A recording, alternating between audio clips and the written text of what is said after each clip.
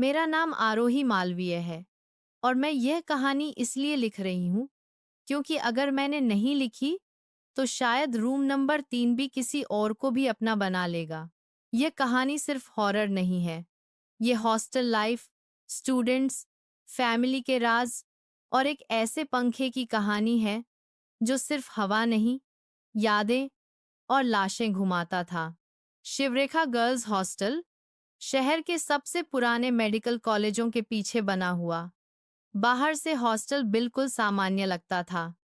पीली दीवारें, लोहे का गेट और गेट के ऊपर फीका बोर्ड। शिवरेखा गर्ल्स हॉस्टल 1979 से। मैंने जब गेट क्रॉस किया तो एक अजीब सी ठंडक मेरी रीढ़ की हड्डी से नीचे उतर गई। मेरी मम्मी ने कहा, बेटा, बस पढ़ाई पे ध्यान देना। हॉस्टल में ज्यादा दोस्ती वोस्ती नहीं। पापा ने सिर्फ इतना कहा, रूम नंबर पूछ लेना और किसी से उधार मत लेना। उन्हें क्या पता था, मेरा कमरा मुझे जीवन भर का कर्ज देने वाला था। वार्डन का नाम था श्रीमती कृष्णा वेणी राव। अजीब बात थी, वह हर बात पर रजिस्टर चेक करती, पर जब मैंने कमरे का नंबर पूछा तो उसकी उंगली 1 सेकंड के लिए रुक गई। कमरा 3B, उसने धीरे से कहा। उसके चेहरे पे एक पल के लिए कुछ था, डर या पछतावा। तीसरी मंजिल के अंत पे था कमरा नंबर 3B। उस फ्लोर पे सिर्फ 3 कमरे ऑक्युपाइड थे, बाकी सब खाली। जैसे ही मैंने दरवाजा खोला, सबसे पहले मेरी नजर पंखे पे पड़ी। बहुत पुराना सीलिंग फैन, उसकी ब्लेड्स पे काले से धब्बे थे, जैसे किसी ने गीली मिट्टी से छू लिया हो।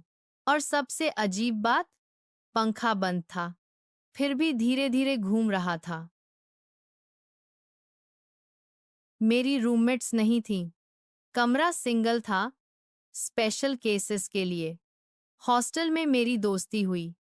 निवेरा कुलश्रेष्ठ, तेज आवाज वाली, आत्मविश्वासी, बिना डरे कुछ भी बोलने वाली शारण्या अय्यर, हमेशा डायरी लिखने वाली, आंखों में पुरानी उदासी रेहान बख्शी, लड़कों के छात्रावास से देर रात पुस्तकालय का स्थायी निवासी देवांश मोरवाल। मेस के खाने से हमेशा परेशान जब मैंने उन्हें अपना कमरा नंबर बताया, सबके भाव बदल गए।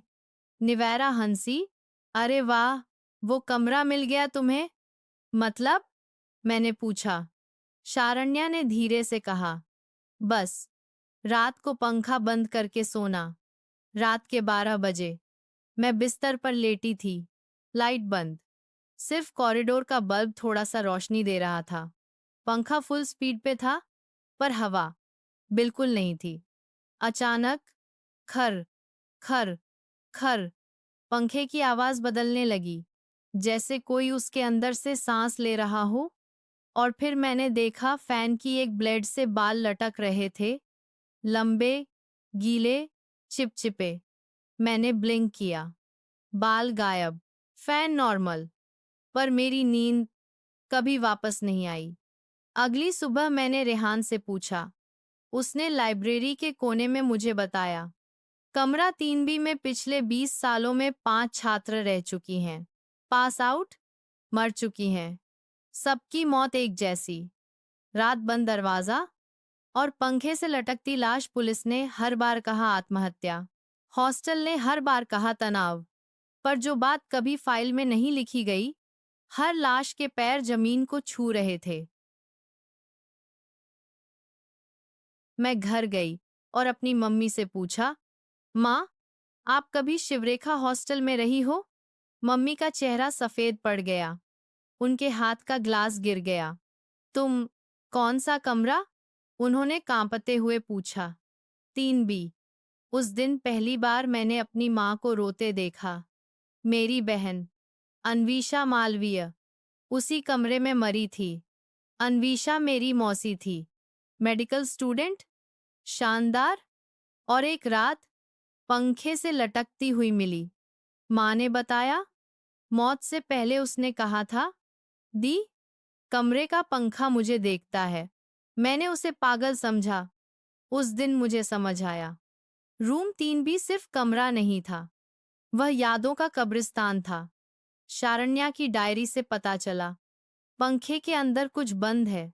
वह सिर्फ घूमता नहीं, यादें दोहराता है। एक रात मैंने पंखा खोला, उसके मोटर के अंदर छोटी छोटी कपड़े की गुत्थियां, हर एक पर नाम लिखा हुआ। अन्विषा, रितिका, मेहर, तोषा, लावण्या, और एक खाली कपड़ा मेरा नाम लिखने के लिए। रात के 2:17 पूर्वाह्न पंखा अचानक फुल स्पीड पे घूमने लगा। दरवाजा अपने आप लॉक। शीशे में मुझे मेरी माँ दिखी, पर उसकी आंखें काली थीं। इस बार तू बचेगी नहीं, उसने कहा। पंखे से आवाज आई, परिवार वापस चाहिए। मुझे समझ आ गया, पंखा सिर्फ छात्र नहीं लेता था, वह अपनी परिवार पूरी करता था। मैं जिंदा हूं। कैसे? यह मैं नहीं लिख सकती। बस इतना जान लो, कमरा नंबर 3 भी अब बंद है। पंखा अब भी वहां है। और हर साल जब नए छात्र आते हैं, वार्डन रजिस्टर में एक कमरा स्किप करती है। हर रात जब छात्रावास शांत होता है, तो तीसरी मंजिल से आवाज आती है, खर खर खर, जैसे कोई फिर से सांस लेने के लिए घूम रहा हो। कॉलेज नोटिस बोर्ड पर 1 महीने बाद नोटिस लगा, मेंटेनेंस के कारण तीसरी मंजिल अस्थायी रूप से बंद है। छात्रों ने सोचा रेनोवेशन, पर सच यह था, कमरा 3 भी बंद नहीं हुआ था, कमरा 3 भी भूखा हो गया था। मैं छात्रावास छोड़ चुकी थी, पर मेरी चीजें अभी भी वहां थीं।